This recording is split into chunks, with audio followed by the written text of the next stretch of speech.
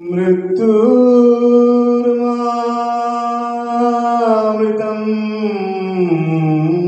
গময়।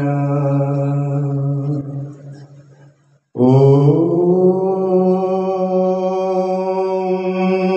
শান্তি। ওম শান্তি।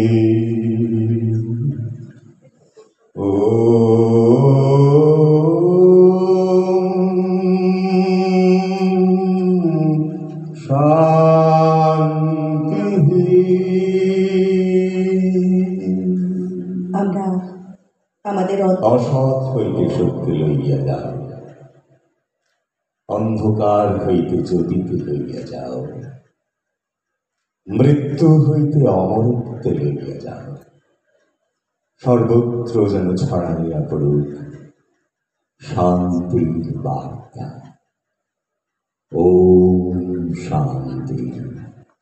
এক অতীত স্বপ্ন আর বর্তমান অঙ্গীকার নিয়ে 7ই মার্চ 2025 নৈহাটি ঐকতান মঞ্চে বিকেল 3:30 শুরু হলো আনন্দীর পথ চলা। এক আটপৌড়ে মায়ের ইচ্ছে পূরণ। তাঁর ইচ্ছে ছিল বাড়ির উঠোনে মহলা কক্ষে আবৃত্তি, নাচ, গান, আঁকার প্রশিক্ষণ চলবে, আর সেই কক্ষ ভরে থাকবে ছোটদের কলতানে। না, এই ইচ্ছে পূরণ সেই সময় সম্ভব হয়ে ওঠেনি। আজ তিনি শরীরে নেই, কিন্তু তাঁর একমাত্র কন্যা মায়ের সেই ইচ্ছে পূরণ করল মায়ের জন্মদিনে। যাত্রা শুরু হলো আনন্দী, এক ইচ্ছে পূরণের পাঠশালা। বিশিষ্ট কবি, আবৃত্তি শিল্পী, সঙ্গীত শিল্পী, নৃত্যশিল্পীরা উপস্থিত ছিলেন এই বিশেষ দিনটির আনন্দ সন্ধ্যায়।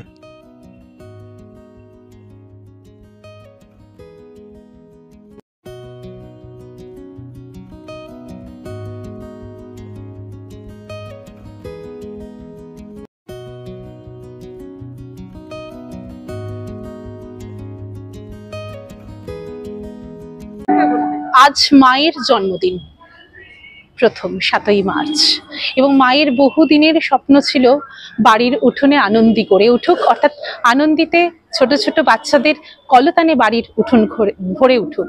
তো সেটা কোনো কারণে সম্ভব হয়নি।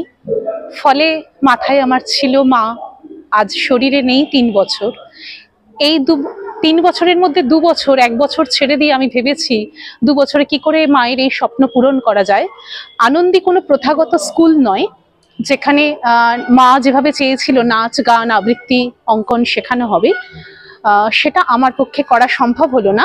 কিন্তু আনন্দী এক সাংস্কৃতিক, আনন্দী ইচ্ছে পূরণের পাঠশালা। সেই অনুষ্ঠানে বিশিষ্ট মানুষেরা থাকবেন, আমার মা শুনবেন, মায়ের ইচ্ছে পূরণ হবে। মানে ইচ্ছে পূরণ তো এভাবেও হয়। তাই আনন্দী মায়ের দেওয়া নাম, আর আমি দিয়েছি এক ইচ্ছে পূরণের পাঠশালা।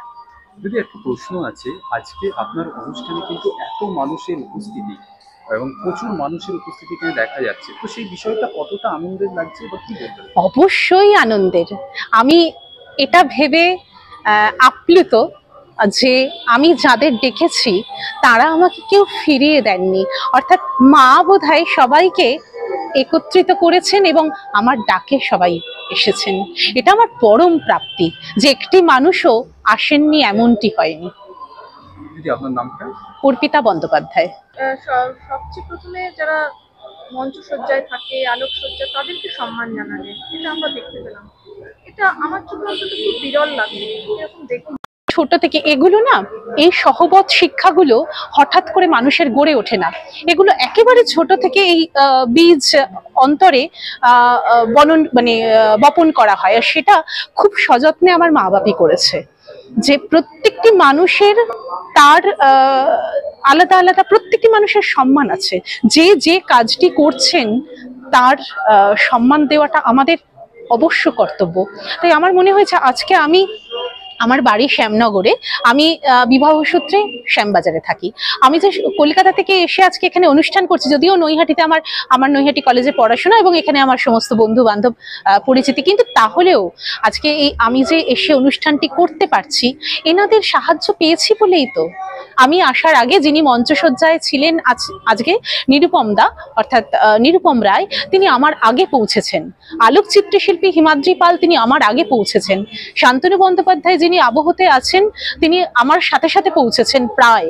এবং যারা আজকে সঙ্গীতের সঙ্গে বাদ্যযন্ত্রে রয়েছেন, তারা আজকে প্রায় আমার আগেই পৌঁছেছেন বা আমার সময়। তো তাদের অবদান আজকে প্রজেক্টর একদম শুরু থেকে শেষ অবধি যিনি রয়েছেন, ধ্বনিতে যিনি রয়েছেন, আমি এদেরকে বাদ দিয়ে কি করে ভাববো? এরা ছাড়া তো অনুষ্ঠান অসম্পূর্ণ। তাই তাদের সবসময় জায়গাটি আগে।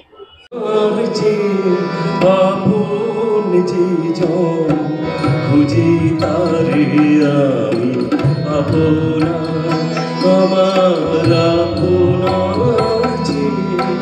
আপন জীবন, খুঁজি তারে আমি আপনা।